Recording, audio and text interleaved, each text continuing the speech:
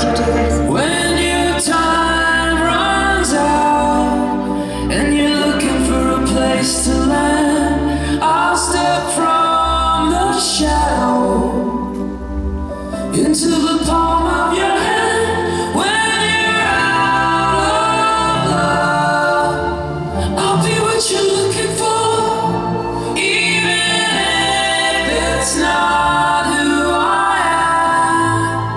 I can change. I can change for you. I can change. I can change for you. But the moon dust will cover you, cover you. So by my love, yeah, by my love. Hello, Spice Boy. This chaos is killing me. Hello, Spice Boy.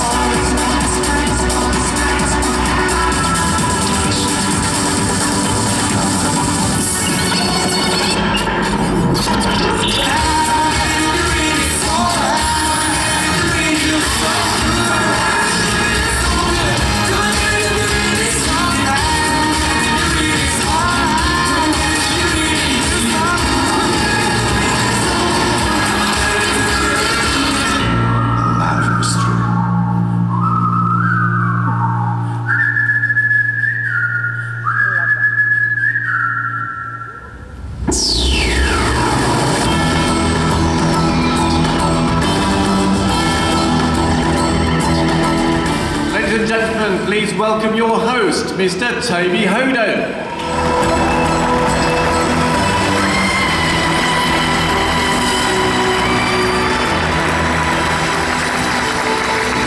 Hello. Welcome.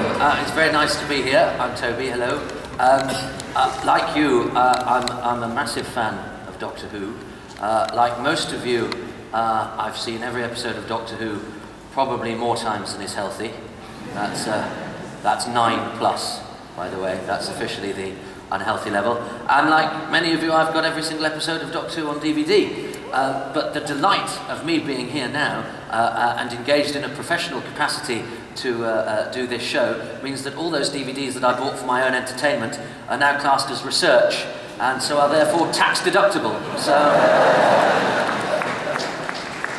So we're going to be meeting the cast, but for a very and we're going to throw, the less I say today, the better. So we're going to throw the questions over to you fairly quickly. But what that means is that sometimes people feel a bit pressurised when they get the microphone, and or they're not quite sure what their question is. So I need somebody to help me out. So you, sir, what's your name?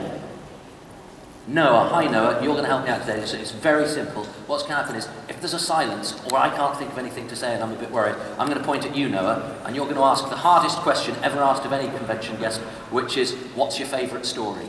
So nobody ever thinks to ask that one. So that's our emergency question, Noah, and you're going to help me out with that. So you're like the doctor in the room today. If there's any trouble, you're going to solve it. And don't worry, if me doing that makes you nervous, I'm sure the adult sitting next to you will help you out and say it on your behalf. But we'll be fine. I trust you. So Noah is primed. You are primed. We're going to meet the cast now. Who's round to see us today? Well, I'm going to introduce 5 people. So give them all a big round of applause as we welcome in no particular order Stephen Moffat, Ingrid Oliver, Michelle Gomez, Jenna Coleman, and Peter Capaldi.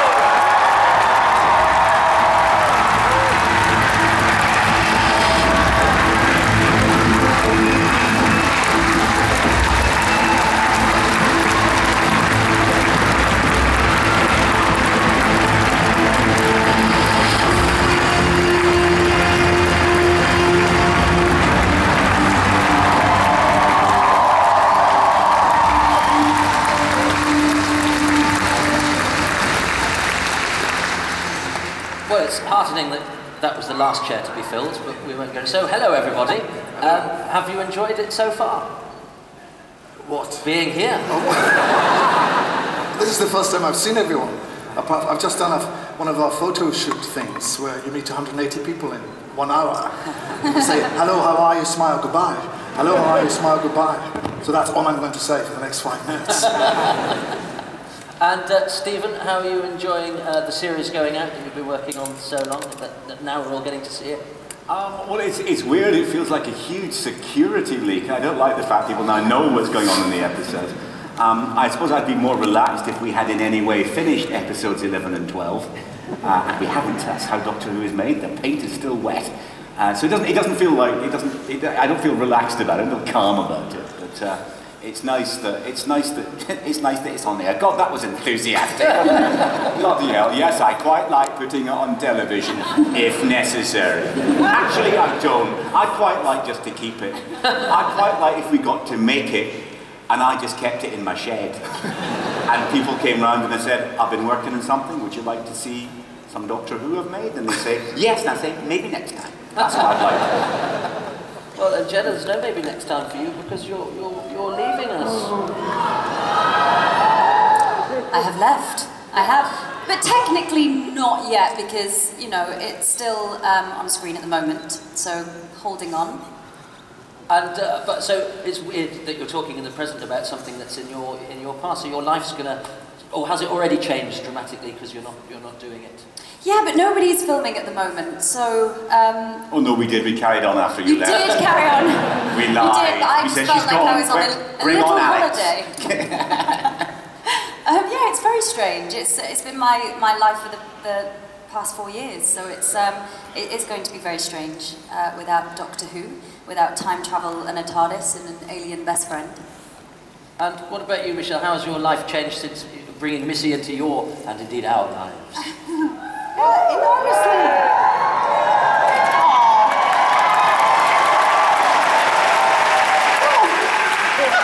That never used to happen. That's quite a big change. No, it's huge and amazing, and I still can't believe it because I am like basically just a big Who fan, and so like when I'm on set, most of the time I'm just going, oh my god, oh my god, oh my god, oh my god. Yes. Did that answer the question? Yes, brilliantly. And Ingrid, I think Osgood should take up a number of lines on your CV because there are so many different ones. So, should we know which one you're playing when we don't know which one you're supposed to be playing? This is a tricky one because I think I know which one I'm playing, and so I don't know. I'm looking at you like, am I right? I think you can tell which is which. I could be very wrong. Can you tell which is which? No? Because I was being very subtle. But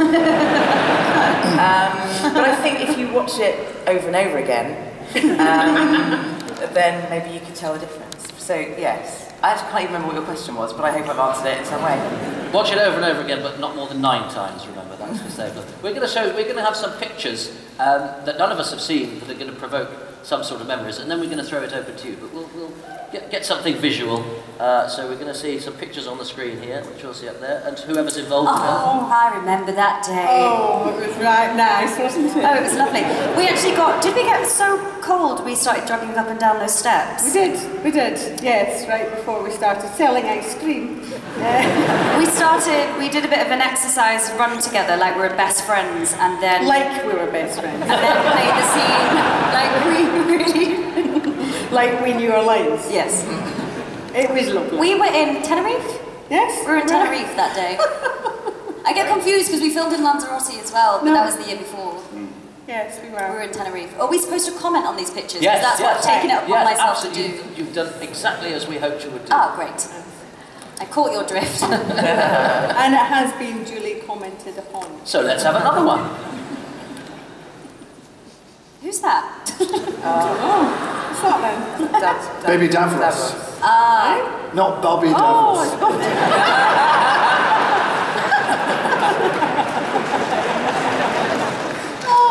He's very good. He's excellent. His excellent impressions. And that was quite a way to start this season, Stephen, with that, you think it's a child in danger, you hope the doctor's going to you think the doctor's going to save this kid, and then suddenly that, and keeping the fact that Davros was coming back a secret must have been an enormous task. Yes, but people play along with us to a tremendous degree because we did show the episode and folk just didn't give it away. So I suppose it does give that first scene a fair bit of impact. Also, the end of the episode where Doctor Who's going to shoot a child in the face. What other kids show does that? Come on. Yeah, I think that was a really good start. Yeah. And the hand mines are an extraordinary image. Yeah. I mean, how do those things just come to you in the night? I mean, well, not literally, because that would be alarming. Well, yeah, I don't know. I can't remember. People always ask questions like that, but you know, just I'm scared of everything, so I probably scared myself with my own hand.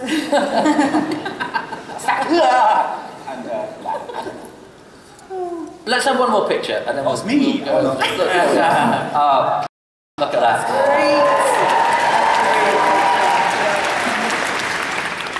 Well, that's us recreating the cover of the Abbey Road album, Abbey Road. That photo shoot was done in about 30 seconds? Yeah. Because we had to stop traffic. Yeah, they literally just stopped the traffic and wheel Daleks on and throw us on. And there were some really confused passerbys who had no idea what was going on. And I was barefoot. Yeah, it's great fun. A fantastic image. Well, look, let's get it out to you. We've got some guys going around with paddles and microphones, so don't speak unless you've been given a microphone, and then it'll just it'll go very quickly. And what we didn't do yesterday, when you get your opportunity to ask your question, if you say your name and where you're from, and then we'll know where you live and can do all sorts with that information. So we'll go to number. Oh, there's a 3 today as well. So number 2 is already up. Number 1 seems to be the last palette that's being given out in a very timey-wimey use of convention. There we are. So number 1 is the 3rd one to be given out. So number 1 right at the back. We'll start with you and your question. When you get the microphone. He said, killing dead air. Hello. Hi, Britt from Kent. Firstly, just want to say, massive fan, and you guys are all fantastic, so thank you very much for fabulous shows. My question is, Michelle, you've done Missy so fantastically well, and have made everyone love someone that we don't specifically like. My thoughts are on other gender swaps, so possibly what would you think of the Doctor being a woman and the companion being a boy? Me, what do I think of that? What do all of you think? What do all of you think on that? Stephen? I'm available on YouTube answering this question. Younger. I mean, why ask me now? Go look me up. Yes, it can happen. It can happen. But since Peter has signed the contract for all eternity, he didn't read it, and he can never stop playing the Doctor. So it's never going to happen for that.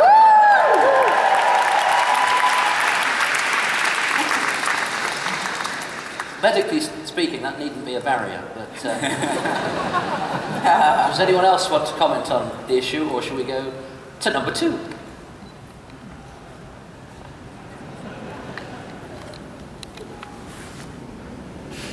Hi, I'm Honor and I'm from London, Hammersmith. Just first to say, Jenna, you're my idol and I love you so much. And my question is, well, all of you are awesome.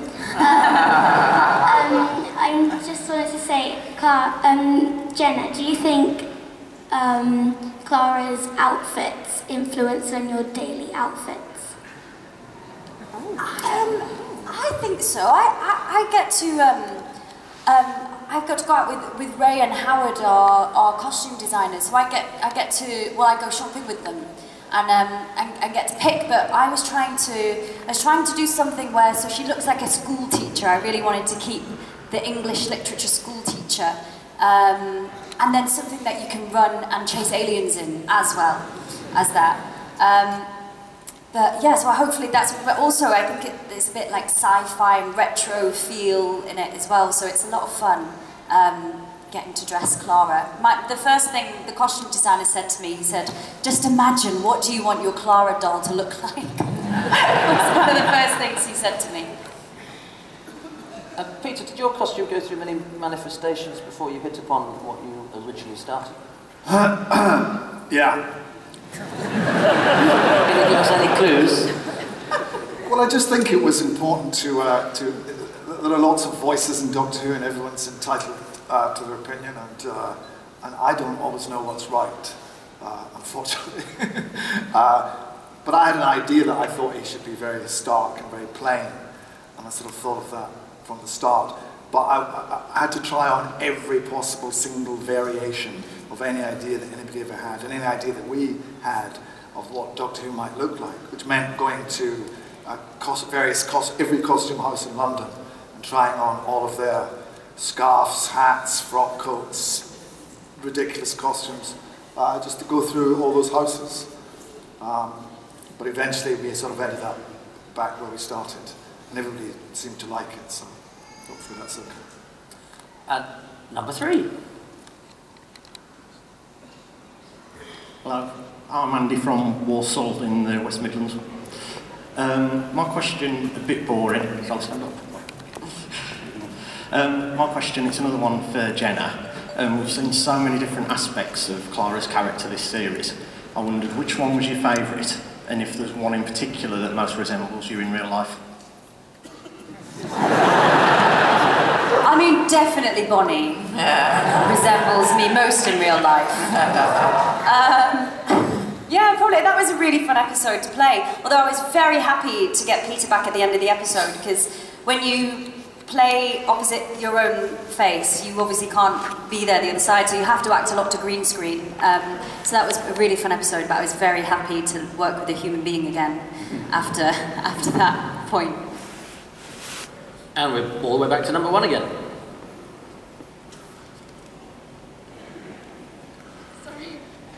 Hi, I'm Leah from Banbury. This question's for Jenna. It's not to do about Doctor Who, but I want to know how is Queen Victoria going? It's going really well, thank you. I mean, Peter bowed to me when I walked in, so that was interesting. I've also made a goodbye/thank you fan book for you, and I have a bracelet made for you. Is it possible to... Oh, yeah? I was going to ask you if I could go and give it to her, but did you want to give it We can do that, can we do that? Can I do it? Yeah. Thank you.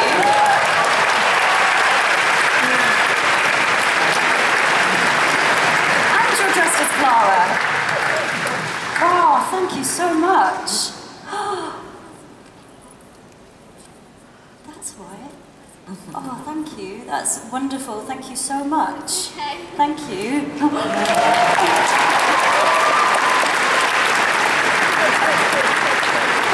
I shall read it and weep. You can leave all of our other presents down the side of the stage. Number 2, right at the back. Hello, my name's Ben and I'm from Bristol. Can I just say it's an honour just to be here in the same room talking to you guys. Jenna, I'm an absolutely huge fan, and I'm addressing this because I know you're leaving. My question is, it's a general question really, about the next companion. Because the companions have been very vital to the Doctor in the last few seasons, like Amy Pond ended up being his mother-in-law, River Song, and you obviously met the first Doctor, you know, way back when. Yes, in fact, I did. He might not even be travelling without you, you know. I was thinking, with the next companion, is there an obligation to go bigger, or do you think that they're going to maybe kind of play a lesser role, if that makes sense? Can I summarise your question? Yeah. I love you. Who's next?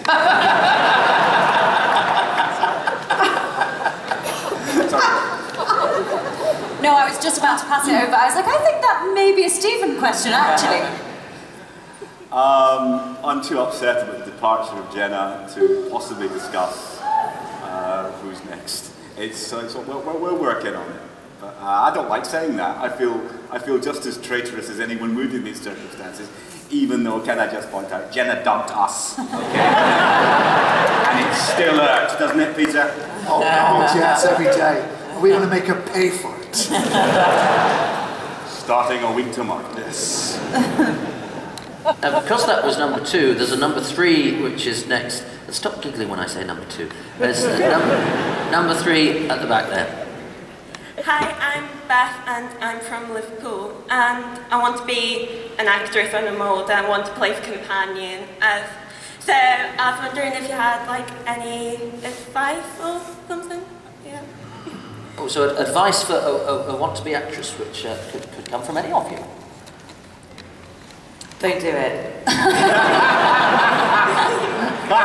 Not really, no, not really. No, seriously, no, don't do it. No. I think there are as many different ways of being an actress. There are lots of different ways of doing it, so there's no one way of doing it. You just have to really, really, really want to do it. I think that's the key. Because a lot of the time it's not. You have to get really good at rejection. Yeah. I'm one of the best. Yeah. On a more positive note, it's just, I think if you really want it and work hard, that's it, isn't it? Yeah. Work hard. Yeah. Actually watch as many films as you can and read as many books as you can and go to the theatre and kind of surround yourself with lots of other people's brilliance and just keep working hard. And it doesn't have to be female specific, Peter. What's your advice to somebody that wants to enter the profession? I think this is all very good advice to take a great interest in it. I think it's really hard when you're acting. People say, work really hard when nobody gives you a job. It's very hard when you're unemployed and you can't see anything but a brick wall between you and being a professional actor. So I think being able to keep your sort of spirit alive and your interest alive is really important. So I think all of this advice is great. It's just really pay attention and don't lose hope. Thank you. And we're all the way back to number 1. My name's Charmaine and I live at England, Winchester.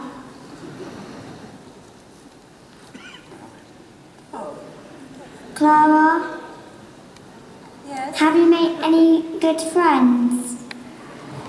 Whereabouts are you? I can't see you. Here. Here. Oh, I can see you. I have made the best friends. I have made many, many good friends. All of you are sitting on this couch.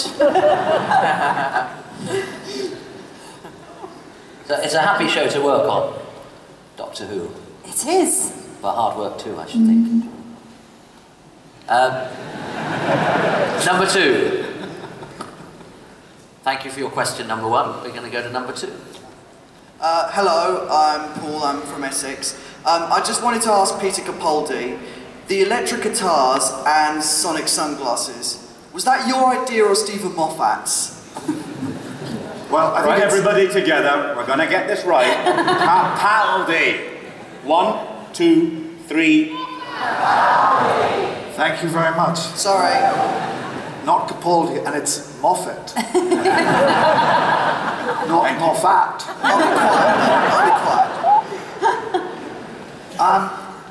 I don't know. I think I mentioned to Stephen that I thought it'd be fun if the Doctor played guitar. I didn't know that he would take it seriously, so I was delighted to open the script and find that he was playing the guitar. I just thought it'd be fun if it was something he, noodled about, had one in the TARDIS or something.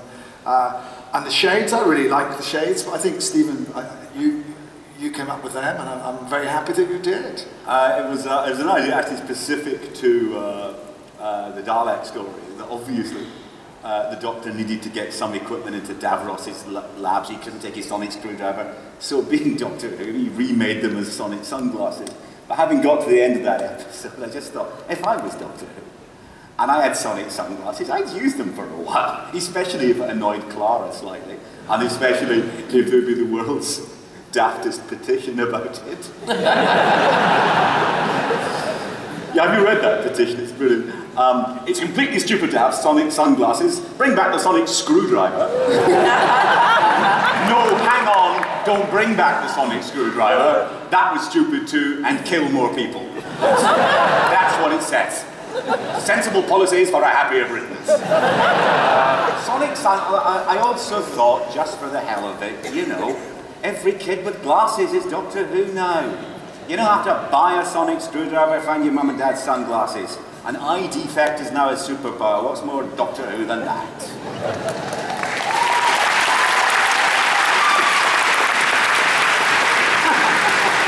There's a kid with sonic shades right there. Well, as We're going right to the back now as we to number 3. I think we're on 3 at the moment, right at the back there. Hi, I'm Brad and I'm from Manchester. My question is for Peter and Stephen. If you could bring back a monster from the classic series, which would it be and what would you have them do? We have a very long list now. Yes, we could be here for some time.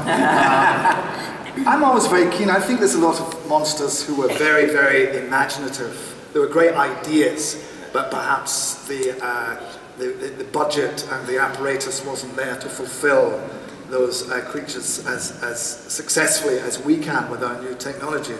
I'm always very taken with the Zarbi and the Menoptera and all of these creatures, which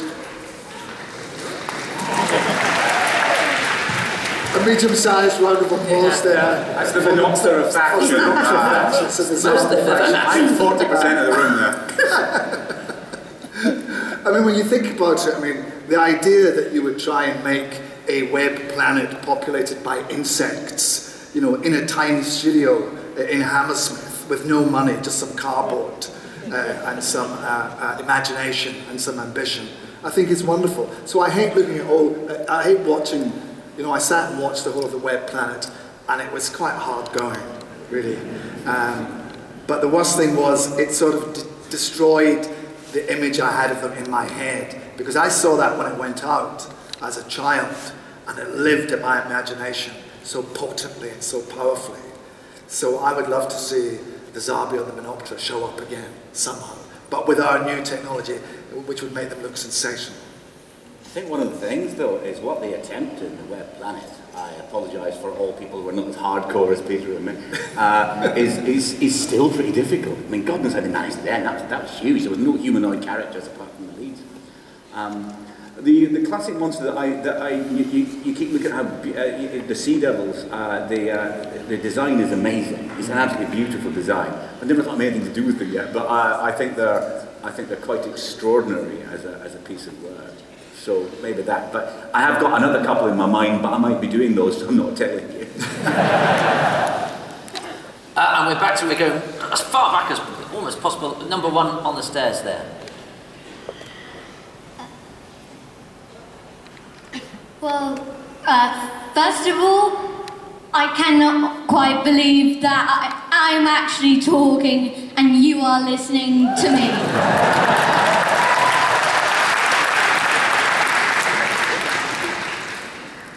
Have you guys forgotten about Jenny? Because, Peter, she is your daughter, so a bit rude.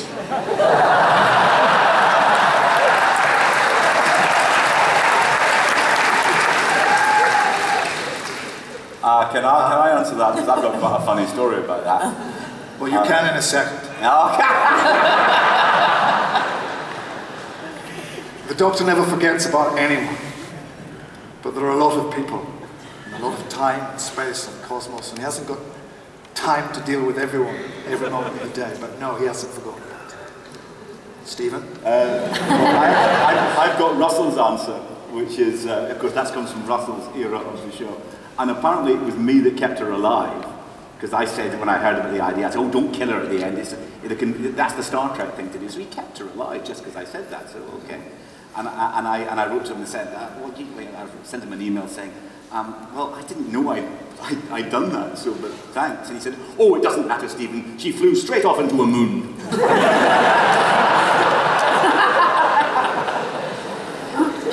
So you got it from Russell's mouth.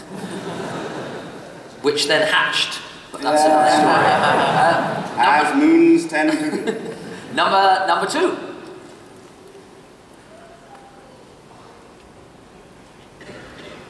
Hello, my name's Abigail Curfey. I'm from Peterborough, and can I just repeat the first statement of number 1? And can I just say you're actually listening to me? I'm so happy. I really want to ask Stephen Moffat if they ever intend to have a ginger doctor, because he really wants to be ginger.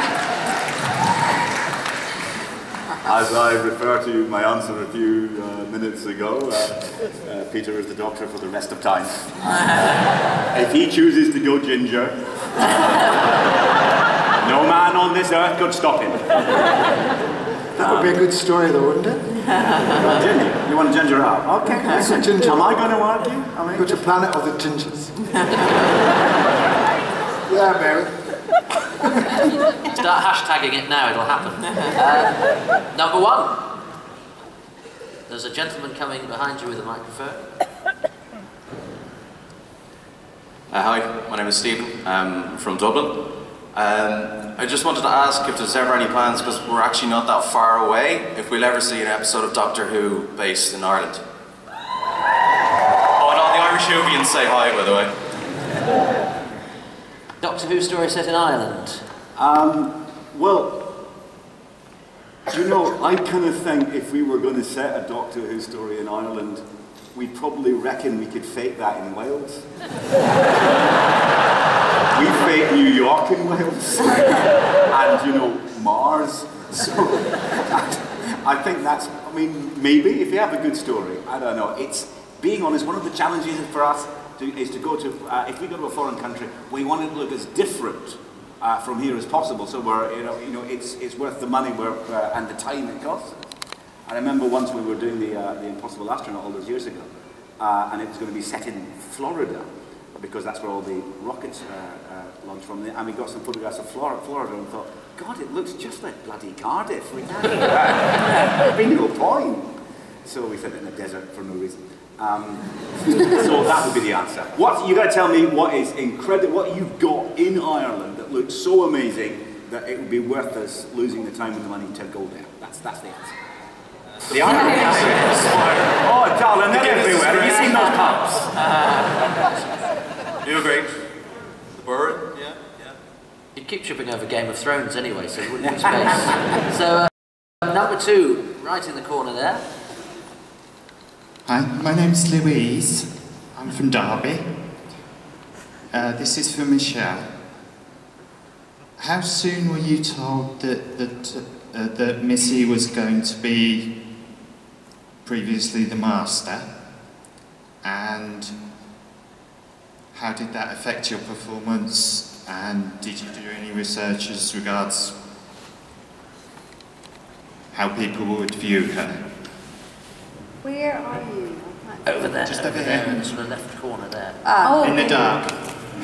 Well, I knew from the beginning actually that I was going to be the Master, so it was a huge secret that I had to keep, which I did, unbelievably, because I'm a big blabbermouth, and so I sort of basically just wandered around with this strange, enigmatic smile, and people thought I was, I don't know, thought I was on drugs or something, which I was not. Obviously, live life on a natural high, and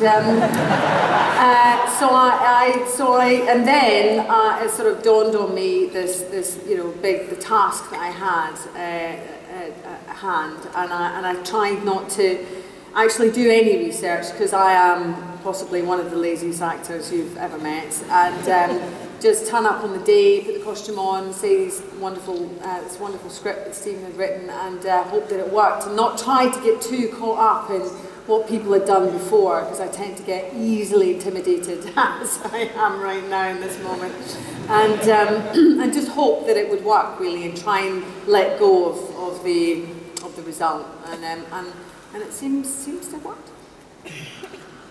No. Yes, while we're recording this, number 3. If they haven't got the microphone already, number 3 at the back there. Hello, my name's Olivia, I'm from here in London, and first of all, I'd like to say how much of a big fan I am of Doctor Who. I've been watching ever since I can remember. And this is just a general question. If you could bring back any previous companion, who would you bring back? Clara.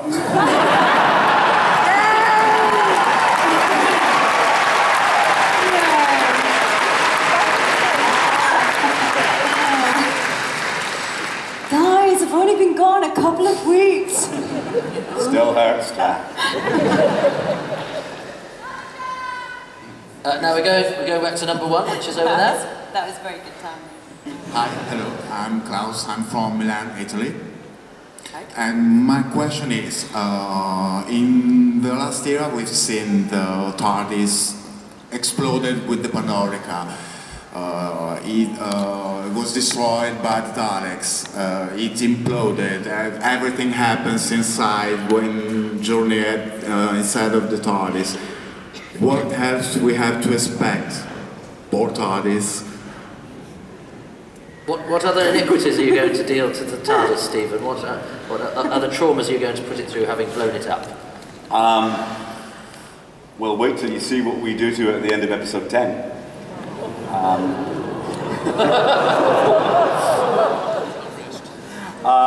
That's extraordinary. It is. Yeah.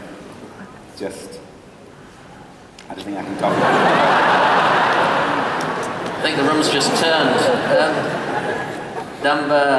Was it number 3 now? Was it number 3? Or was there a number 2 that I've missed? They've given me 3 numbers to wrangle.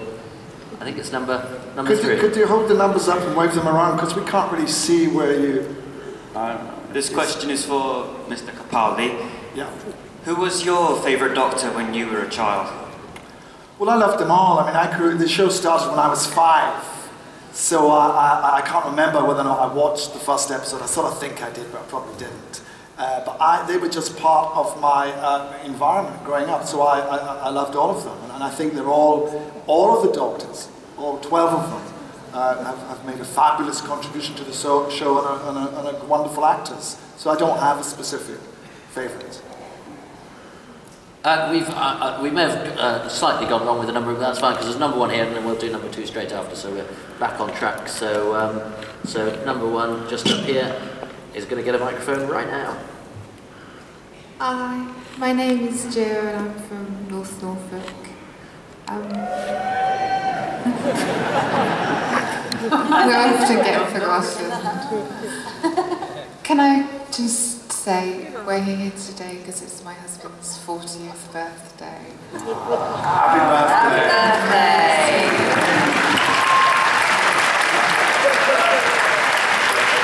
It's his treat. What I'd like to know is who your favourite Doctor companion setup is. Who have been the best pairing? Other than you two. Who are the best pairing? Yeah. I sort of like the, I mean, because of my age, I'm sort of very keen on the Katie Manning, Elizabeth Sladen, Tom Baker axis, which I think really was the start of what we do. I think that's where it comes from, is that it was the first time that they had a relationship where there was an extremely bright and clever girl who was quite capable of dealing with the Doctor, which also sort of threw into contrast his sort of strange eccentricity and his alienness. So I'm very keen on them. But I think they've all, I mean, I think Karen and Matt and Arthur were terrific. And I love Billy. I don't like to, if you pick someone, you always think, they say, oh no, I missed out that other person, and they'll think I hate them, and that's not true. So, I love them all, but I think Billy Piper was amazing in the relationship she had with David, and Chris, I thought was great. One of my favourites too. And we've got number 2. I think we've just got time for number 2 over there.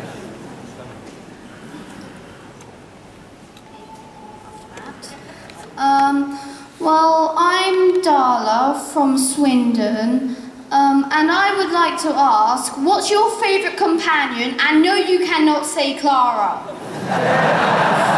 Clara, you were wrong.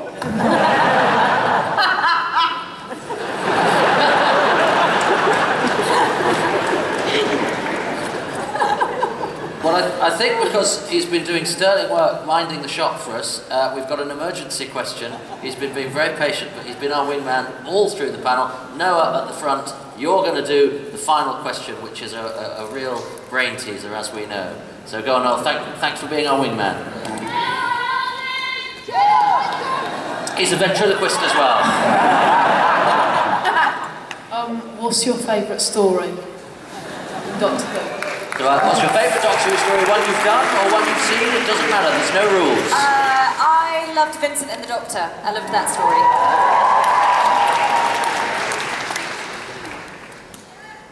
Peter? Stephen?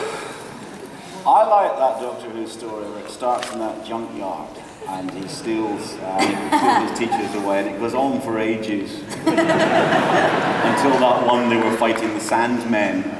Oh, that's on today. That big long story, that's my favourite. And it doesn't have to be one you've watched, it could be one you've been in. Which was the one that you most enjoyed making?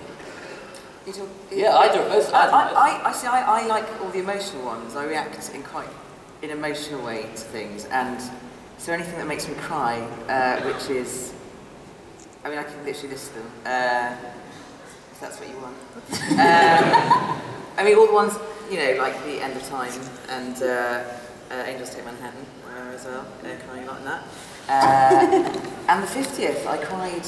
I cry a lot, actually. When all the doctors came on at the end, and then Peter's eyes, his eyebrows, at the end. Peter's eyebrows make me cry, which is tricky on set. It's very tricky. We hardly get any work done. So yeah, so that's 3. Well, and we know you like being diplomatic and don't like to choose a favourite, and that's. What I'll do is I'll choose a favourite for this moment. And then in 10 seconds I'll have a different one. So at this moment, I just think The Evil of the Daleks is amazing. Because we've never seen, to see the Doctor be in a Victorian period and suddenly have Daleks appear in not Victorian period dress, which would have been very interesting, but to have them show up in a Victorian setting, which of course you'll know all about now being Queen Victoria. Wouldn't it be enlightened? Don't you think, is it too late for them to stuff some Daleks into Victoria? I think that is very good. And Patrick Troughton is wonderful in that. Well, and we're out of time, so please give it up for Stephen Moffat.